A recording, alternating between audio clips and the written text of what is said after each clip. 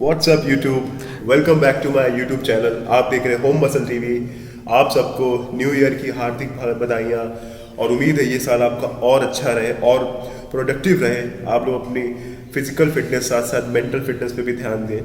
और ये वीडियो मेरे दिल के बहुत करीब है क्योंकि ये वीडियो मेरे गुरु जी के साथ है जिन्होंने मुझे इंस्पायर किया और मेरे जैसे कई लोगों को इंस्पायर किया, उनकी ड्रीम फिजिक बनाने में हेल्प करी है। और मैंने जो उनसे इंस्पिरेशन ली है वो इंस्पिरेशन मैं आज आप लोगों के साथ शेयर करना चाहता हूँ, उनकी कहानी बता के। ये एक छोटा सा पॉडकास्ट है तो उम्मीद है ये आपको पसंद आए। तो गाइस आइए इस वीडियो को शुरू करते हैं और स्वागत करते हैं मेरे अपने प्यारे भैया का, mister Ankit Shukla, top 5 IHF finalist और फिट फैक्टर विनर।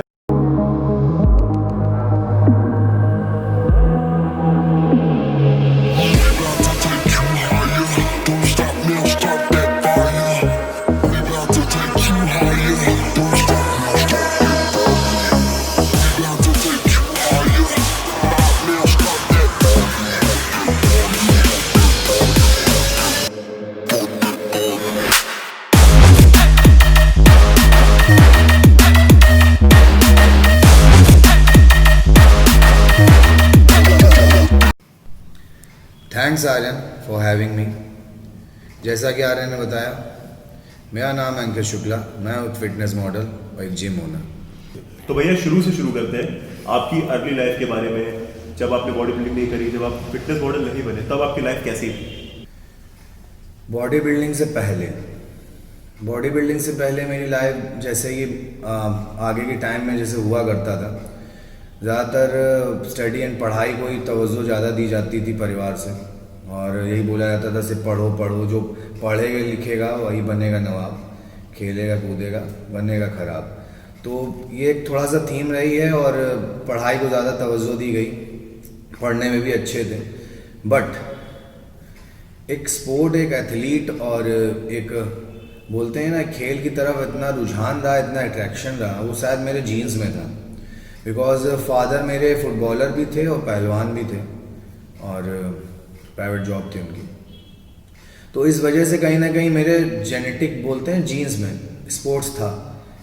और स्कूल टाइम पे भी जैसे मैं 5th में था तब प्रॉपर मैंने स्कूल्स की तरफ से RSS से जुड़ा स्कूल था मेरा। तो स्कूल्स की तरफ से मैंने स्पोर्ट्स खेले हैं डिस्ट्रिक्ट एंड स्टेट लेवल पे, उस पर मेडल्स भी जीते हैं और प्रॉपर गोल्ड मेडल्स जीते हैं। जैसे मैं उस टाइम पे स्प्रिंटिंग भी की, कबड्डी, खो खो, सारे स्पोर्ट्स खेले। उसके बाद 8th 9th 10th के टाइम पे क्रिकेट खेला, काफ़ी अच्छा, मतलब क्रिकेट भी बहुत अच्छा खेलता था। बट बॉडी बिल्डिंग की जब बात करते हैं तो एक अलग ही रुझान रहा है, क्योंकि जब हम लोग वहाँ पे क्रिकेट खेल रहे होते थे ग्राउंड पे, तो एक पास में ही अखाड़ा था, ठीक है, और वहाँ पे करते हुए देखते थे लोगों को, तो एक अलग अट्रैक्शन होता था उसकी तरफ कि क्या है क्या नहीं है, ये सारी चीज़ें। और फिर आगे मैंने यूनिवर्सिटी लेवल पे भी स्प्रिंटिंग करी है। तो स्पोर्ट्स और एज ए एथलीट कहीं ना कहीं जीन्स में रहा मेरा। जैसे आपने अखाड़ा का मेंशन किया, अखाड़े में आप देखते थे लोगों को, तो कैसे आपका बॉडी बिल्डिंग में रुझान बढ़ा? मतलब अखाड़े के थ्रू बढ़ा, किस चीज़ कैसे आप मैनेज करते थे? अगर बॉडी बिल्डिंग की बात करते हैं तो जैसा कि मैंने बताया कि जब हम लोग क्रिकेट खेल रहे होते थे, पास में ही एक अखाड़ा था और उस टाइम पे जिम्स कम हुआ करते थे। ये जब मैं 9th या 10th पे होऊंगा तब की बात है। तो उधर उस ओर मैं अट्रैक्ट होता था। फिर आफ्टर 10th मैंने थोड़ा बहुत वहाँ पे वर्कआउट किया भी है, जब जाता था तो मन होता था करने का। तो एक अखाड़े वाला जो वर्कआउट होता है उसका भी एक्सपीरियंस है, और वहाँ पे भी एक होता है ना गुरु और शिष्य वाली बात, और माटी और हनुमान जी वाली बात, वो सारी चीज़ें रहीं। देन उसके बाद एक्चुअली एथलीट तो था ही, कंपटीशन प्रेप कर रहा था, जैसे एयरफोर्स हो गया, सारी चीज़ें, तो रनिंग भी करता था। और जिम की बात करूँ तो जिम में एक बरसाती कीड़े होते हैं, कभी आए नहीं आए उस टाइप से, कभी किया नहीं किया, उस तरीके से जुड़ा रहा।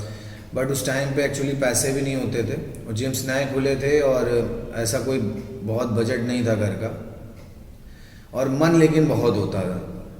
एक अट्रैक्शन था वर्कआउट और बॉडी बिल्डिंग की तरफ, कि बॉडी बिल्ड करनी है, नॉट फॉर प्रोफेशनल, मतलब प्रोफेशनल्स की तरीके नहीं, बट हाँ एक अच्छी फिजिक होनी चाहिए।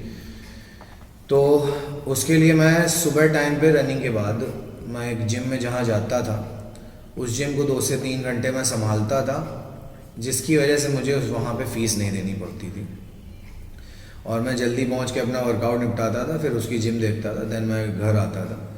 तो इस तरह से मेरी कहीं ना कहीं स्टार्टिंग में जिमिंग स्टार्ट हुई। और कब बीच बीच में जैसे भाई पढ़ाई का लोड भी रहता था, जैसा कि पहले बता चुका हूँ कि घर पे ऐसा रहा कि थोड़ा फ्लो रहा कि खेल से कुछ नहीं होगा, क्योंकि फादर को भी चीज़ें थी, ड्रॉबैक थे। तो जब स्टडी एंड सारी चीज़ों का लोड आता था तो फिर कभी कभी जिम बंद भी करना पड़ता था, तो कभी होता था वर्कआउट, कभी नहीं होता था। तो जैसे आपने बताया कि फैमिली आपकी मेन आपकी प्रायोरिटी फैमिली कहती थी कि पढ़ाई पे आप ध्यान दीजिए और उतना बॉडी बिल्डिंग उस टाइम नहीं कर पाते थे, सिर्फ आप पढ़ाई आपकी फर्स्ट प्रायोरिटी रही है। तो रिस्पॉन्सिबिलिटीज़ कैसे आपने पूरी करी, क्या क्या आपको प्रॉब्लम्स फेस करनी पड़ी कि आपको कुछ करना है अगर लाइफ में, तो कैसे आपने उस रिस्पॉन्सिबिलिटीज़ को संभाला? अगर बात रिस्पॉन्सिबिलिटीज़ की होती है तो एक्चुअली जब पहले तो पढ़ाई वाली बात रही और हमने बैंक प्रिपरेशन में सारी चीज़ें भी करी हैं, बट एक टाइम आया कि पापा की तबीयत ख़राब हुई, डिप्रेशन में गए वो, और उस टाइम पे एकदम से फैमिली का बर्डन और लोड पड़ा कंधों पे। बर्डन नहीं कहेंगे, it's not a burden, responsibilities की बात मैं कर रहा था, बर्डन नहीं है, मोटिवेशन है। तो जब रिस्पॉन्सिबिलिटीज़ कंधों में पड़ी तब मैंने स्टार्ट में आपका सुबह टाइम पे एक जिम संभाली, देन मैं शाम को 3 से 4 ट्यूशन्स पढ़ाता था। इस तरीके से कहीं ना कहीं स्टार्टिंग में फैमिली को संभाला है। देन जब इस फील्ड में जुड़ा और प्रॉपर साथ में कंपटीशन प्रेप भी कर रहा था एसएससी एंड बैंक की, सब चीज़ों को साथ लेके चल रहा था। मैंने उस टाइम पे क्लर्क और पीओ के एग्ज़ाम्स भी निकाले, पढ़ने में भी ठीक रहा। बट जब मैंने ये देखा कि प्रॉपर पढ़ाई को मैं उतना टाइम नहीं दे पा रहा हूँ और जिस फील्ड में हूँ उस फील्ड में ही कुछ करूँ, और मेन पैसा मैटर करता है क्योंकि कहीं ना कहीं सारी चीज़ें उसी से चलती हैं। तब मैंने ट्यूशन्स पढ़ाना बंद करके 2 टाइम एक जिम संभालना स्टार्ट किया। देन मैंने उसके कोर्सेज़ किए, प्रॉपर उसकी जो पर्सनल ट्रेनिंग और न्यूट्रिशनिस्ट का कोर्स होता है, सारे कोर्सेज़ कंप्लीट किए। और उसके बाद एक मेरी रिस्ट इंजरी भी हुई। फिज़िक ठीक थी मेरी, एथलीट फिज़िक जो बोलते हैं, एक अच्छी फिज़िक थी, नॉट कंपटीशन, मतलब कंपटीशन लायक फिज़िक नहीं थी, बट हाँ फिज़िक अच्छी थी। उसी टाइम पे एक रिस्ट इंजरी भी हुई थी मेरे। और अगर फैमिली और रिस्पॉन्सिबिलिटीज़ की बात करते हैं तो फैमिली मेरे लिए एक बर्डन नहीं है, एक मोटिवेशन है, और हमेशा मोटिवेट होता हूँ कि फैमिली के लिए कुछ करना है, उनके फ्यूचर के लिए कुछ करना है। तो जैसे मेरा अगला सवाल है आपसे कि रिस्क लेना बहुत इंपॉर्टेंट है लाइफ में। तो अगर आपको आगे सक्सेसफुल होना है या आपको फेम चाहिए या आपको आगे बढ़ना है लाइफ में, तो रिस्क लेना बहुत इंपॉर्टेंट है। तो रिस्क टेकिंग वाली कौन सी आपका ऐसा आया टाइम, या आपने कब रिस्क लिया, क्या रिस्क लिया, आप इस बारे में बताइए। रिस्क की बात जब होती है तो लाइफ में बिना रिस्क लिए कोई भी रिजल्ट्स नहीं होते हैं, बट हाँ रिस्क ऐसे नहीं लेने हैं जिससे आपको प्रॉब्लम्स हो।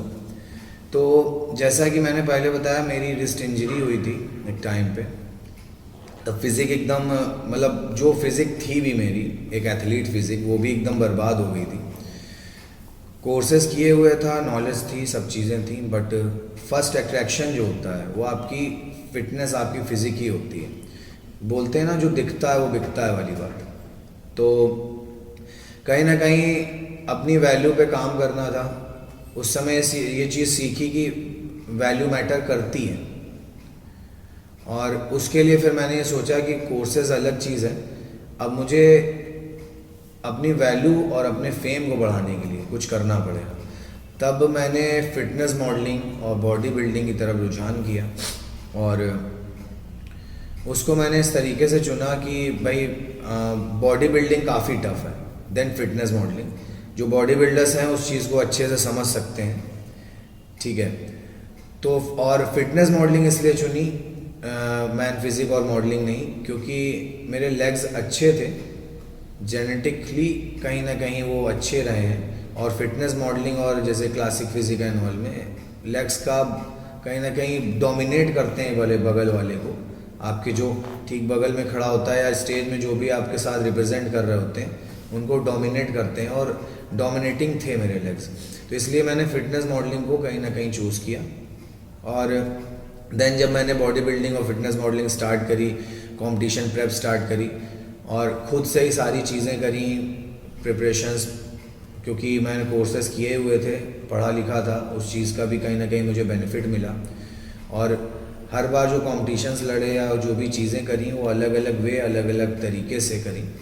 और जब भी स्टेज पे गया और उसकी तैयारी करी तो कभी ये नहीं कि हारने के लिए या जीतने के लिए, मुझे ये था कि अपना बेस्ट देना है जिस तरह से भी दूँ, और स्टेज पे जब हूँ तो एंजॉय करूँ, अपने को फील करूँ, और जो जितने मिनट मुझे मिल रहे हैं वहाँ पे उसमें मुझे अपना बेस्ट देना है और पूरा फील करके आना है कि हाँ मैंने जो 3 महीना 4 महीना 6 महीना मेहनत करी है वो मुझे जीनी है उस 10 मिनट में, 5 मिनट में, जो भी मुझे स्टेज में मिलना है।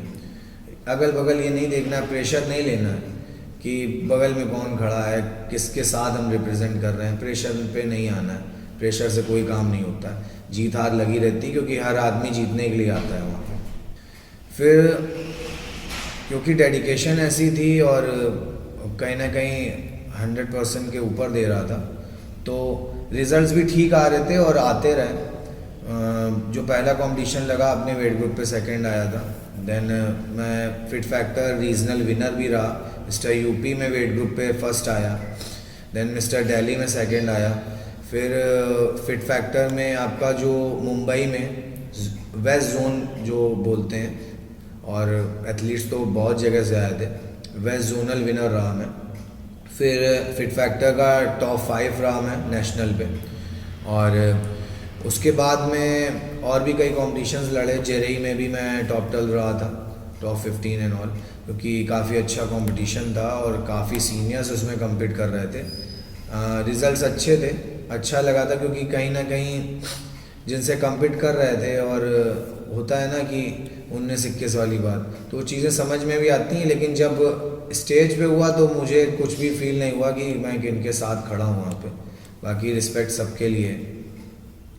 और जैसा कि भाई बोलते हैं ना, लाइफ उतार चढ़ाव के साथ होती है, फ्लक्चुएट होती है। तो जैसे अगर मैंने जीते भी कुछ कॉम्पिटिशन्स तो कहीं ना कहीं कुछ में हारा भी हूँ। फेलियर भी लाइफ का एक हिस्सा ही होता है, कुछ कॉम्पिटिशन्स में हारा भी हूँ, तो सब ठीक है, खेल का एक हिस्सा है, पॉजिटिविटी बनाए रखनी चाहिए। तो क्या आपने बताया जैसे कि आपने ये कॉम्पिटिशन्स खेले, आपने फिट फैक्टर खेला, आप नेशनलिस्ट भी रहे और आपने जेई फिटनेस भी खेला, तो क्या आपको लगता है कि आपकी अभी तक बेस्ट फिजिक आ चुकी है या आपने अभी तक पीक हिट करी है? अगर पीक की बात होती है तो कंपटीशन खेलना अभी फ़िलहाल बंद नहीं किया है, और अभी भाई जिम ओनर हूँ, नया बिजनेस स्टार्ट किया है, तो सब चीज़ें स्टेबल करनी है। बट हाँ, ये मुझे भी लगता है अभी मैंने अपनी पीक हिट नहीं करी, और एक सेटिस्फैक्शन अभी भी अंदर नहीं है। भाई सेल्फ सेटिस्फैक्शन होना ज़रूरी है, और आगे मैं उसको कहीं ना कहीं हिट ज़रूर करूँगा, उसके बगैर लाइफ एंड नहीं होगी। कहते हैं कि बॉडी बिल्डिंग जो है एक एक्सपेंसिव स्पोर्ट है, आप इस बात से कितना एग्री करते हैं? अगर बात करते हैं बॉडी बिल्डिंग स्पोर्ट की, तो हाँ एक्सपेंसिव है। देखिए, स्पोर्ट तो सारे एक्सपेंसिव होते हैं। अगर आप चाहते हो कि स्पोर्ट्स में एक प्रोफेशनली जुड़ना या उसमें रिजल्ट्स पाना, तो हाँ एक्सपेंसिव होते हैं। और ऐसे भी अपनी फिटनेस को और अपनी बॉडी को मेंटेन रखने के लिए भी थोड़ा भाई कहीं ना कहीं खर्चा करना पड़ता है, इन डाइट है और जिमिंग भी आई, सब पैसा ही सही होती है। तो हाँ एक्सपेंसिव स्पोर्ट है, और सारे स्पोर्ट्स एक्सपेंसिव होते हैं, बट लो बजट में कैसे प्रिपरेशन करनी है और जीतना है, इस बारे में मैं आपको सही से बता सकता हूँ। क्योंकि मैंने जिस चादर पे, बोलते हैं ना कि जितनी चादर उतना पैर फैलाओ, जिस चादर में मैंने कॉम्पिटिशन्स प्रेप करी हैं और जीता है, मुझे नहीं लगता और कोई कर सकता है। मैं सबसे भाई कोई कंपेयर नहीं करता, बट हाँ जो खुद फील करता हूँ मैं बता रहा हूँ। और बाकी बात रही दूसरी चीज़ों की, पैसे की और सारी चीज़ों की, देखिए सब कुछ पैसा नहीं होता। अगर सिर्फ पैसे वाले ही फिजिक बनाने लगे तो हो चुका काम, तो फिर मेरी भी नहीं बननी थी भाई। तो मेन काम होता है आपके डेडिकेशन, डिसिप्लिन, कंसिस्टेंसी, और सबसे ज़रूरी चीज़ है कि जब भी आपकी लाइफ में उतार चढ़ाव हैं तो उसमें आप कहीं ना कहीं उनको टैकल कर सको, उनसे फ्लैक्चुएट ना हो और परेशान ना हो, तभी आप लाइफ में कुछ कर सकते हो, तभी रिजल्ट्स पा सकते हो। सवाल मैंने लोगों से पूछ के आपके लिए उठाए कि कहते हैं, पहला वो सवाल है कि abs are made in the kitchen, तो ये बात कितनी सच है? Abs are made in the kitchen, हाँ बोल सकते हैं abs are made in the kitchen, but abs are show in the kitchen.